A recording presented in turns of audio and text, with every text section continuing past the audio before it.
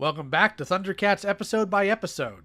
Today we're covering episode 7, The Terror of Hammerhand, premiering on September 16th, 1985 and written by Ron Goulart and Julian P. Gardner. This episode opens with a ship appearing through a heavy fog. Once in view, it begins hurling fireballs at the unicorns on the shore. These are the Berserkers. While called pirates in the show, they act and look a lot more like stereotypical Vikings. Their leader is named Hammerhand.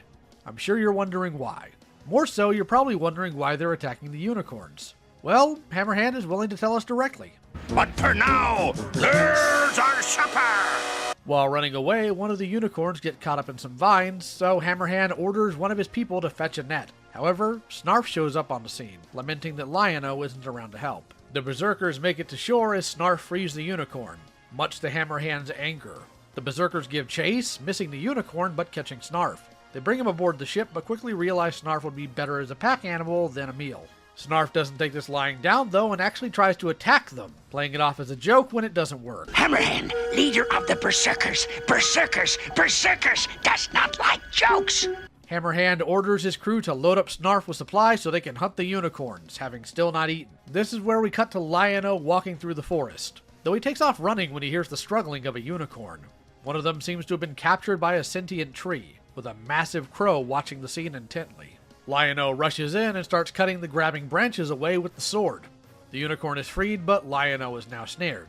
He cuts away and then leaps up to strike downward, but the bird from earlier sees the sword and snatches it away. Maybe he's related to Jeremy from The Secret of Nim. I guess that would make this tree related to the one from the last unicorn. We'll talk about that later. And no, I'm not joking. Having lost the sword, Lion-O resorts to the claw shield and frees himself that way, leaving the tree with a one-liner. Looks like you'll have to go on a diet for a while. After he's free, he goes to immediately check to see if the unicorn is safe. Upon confirming this, he gives it a pat, but laments how to get his sword back. The unicorn dips its head down and produces a ring from its horn. It magically teleports Lion-O to the back of the bird, and a struggle ensues until he's able to get the sword free and land. When he hits ground, the sword begins to growl with a warning. Using sight beyond sight, Lion-O is shown that Snarf is in danger. Seeing this, Lion-O rushes off to try and find the shore the events took place at. We then open to a river area filled with unicorns and their two unnamed keepers. They speak about how two of their flock are missing and that the world is becoming unsafe for them again. This is when the smaller unicorn from the episode's beginning shows up and the keepers realize that she's troubled. Our view now cuts to Snarf, who is being used as a pack mule by the Berserkers. The Berserkers, of course, find the unicorn tracks and begin to follow it. We then pan back to Lion-O coming upon the unicorn keepers. They're unsure of him and become defensive until Lion-O reveals that he saved one of their flock, using sight beyond sight in order to prove it. Lion-O then mentions Snarf and the unicorn he saved, and the little unicorn reacts to that. But that's interrupted by the Berserker's appearance. Snarf, seeing Lion-O, rushes over to him before the fight breaks out.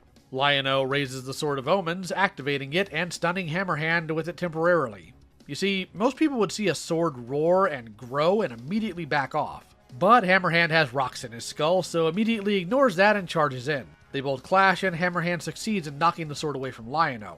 While Lion-O is able to recover the sword, the Berserkers have recaptured Snarf and threaten to kill him unless they're allowed to leave with him and one of the unicorns. After they leave, the Keepers thank Lion-O for trying to save their unicorn, but Lion-O vows by the Code of Thundera to free the unicorn and return her to them. The female unicorn keeper notices the ring Lion-O is wearing, and that it's something no man has ever worn before. She hopes it's able to aid him. He finds the shore and the Berserkers are heading towards their ship on their boats. He finds an unmanned boat on the shore and gives chase, quickly realizing it was beached because it has a hole in it. He attempts to swim for the ship, but is quickly taken by a whirlpool. In the hull of the ship, Snarf and the unicorn are restrained. The unicorn helps Snarf reach an axe, so he's able to free the both of them. Before they can escape, though, they're stopped by Hammerhand. Back with Lion-O, the unicorn ring activates and the whirlpool stops, allowing Lion-O to free himself and head to the ship. Hammerhand notices Lion-O climbing up and attempts to ambush him. Lion-O avoids this and proceeds to race around the ship, using its environment in order to take out several of the crew. Now it's down to Lion-O and Hammerhand again. During the fight, Snarf gets a bit too excited and falls into the ocean, quickly joined by the unicorn.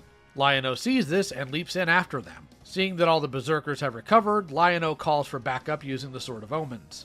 The symbol lances into the sky, and Chitara joins Panthro and the ThunderTank to go help. Reaching the shore, Panthro decides to reveal that he's retrofitted the tank to also go into water. The tank breaches the water surface, and Panthro makes sure to let us know that he's not without a heart.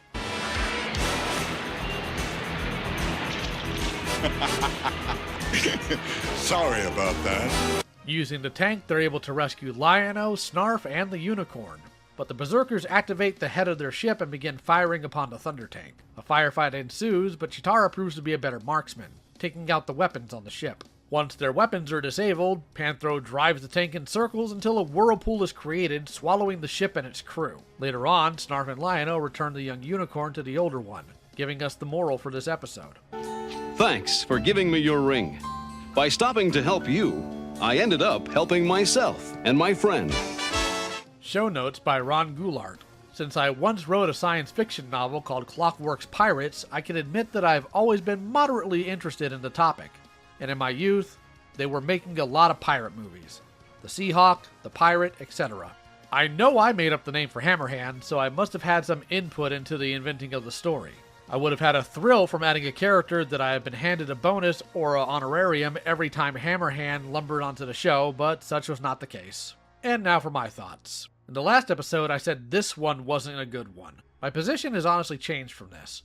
That was primarily in reference to the animation. While the writing may have some hiccups, some of them make sense when you fully realize what's going on. For example, people regularly give grief to the writers when Lion-O loses his sword and doesn't just summon it back to him.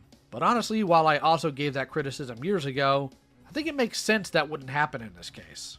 Let's look at a few things here. One thing you have to remember that while he looks like an adult, Lion-O still has the mind of a child by this point in the series. Kids aren't exactly known for quick, rational thinking. Another thing you need to think about if you don't accept that answer, in the second episode, Lion-O was rightly lectured by Jaga for trying to use the sword for fun against some animals, thinking they'd be great game. Put that in context with the giant crow. Is the crow evil? Well, no. It's a bird doing what birds do. It's possible Lion-O would have worried about harming the bird if he just summoned the sword. Granted, the sword wouldn't have hurt the bird even if he did. It's against the sword's nature. But in a heated moment, Lion-O may not have been thinking of that. What adds to this theory is that when Lion-O does get on the bird, he never strikes it. He doesn't do anything violent to the bird other than steering it low, and even lets it fly away when he gets his sword back. Back to the animation though. At first glance, the animation seems pretty rough. While Pacific Animation Corporation is credited with all of this and other episodes, it's clear they outsourced this one, which is why it looks so odd at first glance. Heck, there's even a scene where Lion-O sheaths a sword on the wrong side of the claw shield. This episode was clearly not done by staff that regularly worked on the show. However, errors and roughness aside, a closer look tells me otherwise. The animation is not bad, just different. Honestly, it's a lot closer to classic Lupin or Leiji Matsumoto's work. Seriously, go watch some of that alongside this episode and you'll see what I mean. I would show it myself, but the anime overlords tend to get mad at stuff like that. Speaking of the animation though, I'd like to note a few things here. I made a joke about Jeremy the Crow, but there is stuff in this episode that harks back to a specific film, whether intentional or not. Some of you are probably looking at the unicorns in this episode and thinking, that looks really familiar. Well, that's because it is. Because guess what Ronkin Boss also outsourced to the company that later split, part of it becoming Pacific Animation Corporation? The Last Unicorn. That's why the designs look so similar. Many of the same designers that worked on that movie worked on this episode. On top of that is the connection to the shore and ocean, and the sentient tree, another character taken straight out of that film. But that's not the only connection this show has to The Last Unicorn. A specific part of it was actually instrumental in creating Castle Plundar. Here's the origin point for Castle Plundar under Leonard Starr's initial conception. Originally called the Tower of Evil, it went through a couple of drafts before it hit the final design. What made it change though? Let me point you to the Red Bull's clock in The Last Unicorn. Look at the creatures on it. Look familiar? Yep, just like the final design for Castle Plundar. A neat fact about this episode is that it was originally taken from a scrap story idea. I'll read it off here. Ring of the Unicorn by Ron Goulart. Willa and Nada are spearfishing along a rocky stretch of coastline.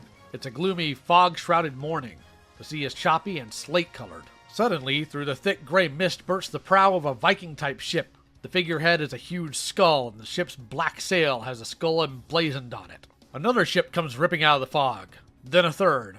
"Skull ships!" cries Nada, tossing aside her spear, sprinting to the place where she's left her bow and arrows. It's Kilgar and the Berserker slave raiders. Willa, too, rushes to retrieve her weapons. The two warrior maidens use sleep gas arrows on the landing raiders. But there are too many berserkers, and it's too obvious the girls will be overpowered and taken off as slaves.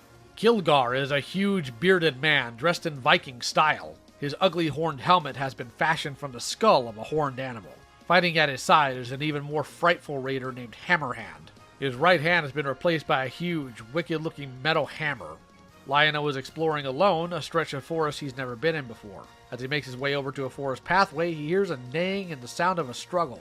He hurries to investigate. Reaching a clearing, he finds a snow-white unicorn struggling against the clinging arm-like branches of a cannibal tree. Drawing his sword, Lion-O frees the unicorn from the clutching branches. He sets the sword aside to attend to the animal's injuries. Then a great dark bird swoops suddenly down, attracted by the gleaming sword. Catching it up in his beak, the bird goes flapping away over the forest. Willa and Nada have been overcome by Kilgar's Berserkers. Bound, they are carried aboard a skull ship. Their leader plans now to sail further down the coast to loot a fishing village. The three ships sail off, soon swallowed by the swirling fog. The grateful unicorn makes a melodious sound, nodding at Lion-O. He notices now that the animal has a gold ring in its horn at the base. The ring begins to glow and the unicorn indicates he is to take it. Doing so, Lion-O guesses this must be a wishing ring. When he suggests this, the unicorn nods positively. Since the first thing Lion-O wants at that moment is his sword back, he wishes first for that. Lightning crackles, and he is surrounded by pulsing, multicolored light. Then, he's gone. An instant later, Lion-O finds himself riding on the back of the giant bird who's carrying the sword. There's a struggle. He gets back his weapon, and the defeated bird swoops low over a misty stretch of beach. Lion-O drops free. On the beach, he encounters several excited warrior maidens. They explain to him that Nada and Willa have been carried off by the raiding Berserkers. Lion-O wishes himself aboard the skull ship so that he can save the captive young women. In a cabin aboard Kilgar's ship, Willa has just about succeeded in freeing herself from the ropes that bind her. Nada hasn't done as well. Suddenly, Lion-O materializes before them. He is about to cut away Nada's bonds when the door snaps open and in charges Kilgar, battle axe swinging. They skirmish and the struggle spills over onto the misty deck. The whirring of the mighty sword forces Kilgar over the side and into the fog-bound sea. Watching his opponent fall, Lion-O fails to note that Hammerhand is charging at his back. But the lethal arm is pinned to a mast by a pronged arrow. The prongs don't touch his flesh, they simply sort of staple the metal hand to the wood. Before he can wrench himself free, a sleet gas arrow puts him out of commission. Willa has freed herself, freed Nada. The two, each using a different arrow, have come up on deck to help Lion-O. Afraid of the trio, the remaining Berserkers surrender. With Willa at the helm, the skull ships sail for the shore. The moral has to do, as illustrated by Lion-O's pausing to help the distressed unicorn, with the fact that stopping to help others often ends up helping you too. Interesting stuff. The most interesting thing, though, is a couple of things this episode did that you may not have noticed. In a later episode, the spirit of Hammerhand shows up. So, guess what? Hammerhand and all of his crew? They're all dead. The ThunderCats killed them. Now, I want to be clear, most of the time they don't do that, but there's actually several points in the series where secondary villains get taken out. And frankly, I don't have a problem with that. Why go that far, though? After all, Hammerhand's crew was only hungry. Did they really deserve to die for it? I'd argue yes, for a few reasons. One, it's obvious that Berserkers take no issue with theft. They're Vikings, so of course not.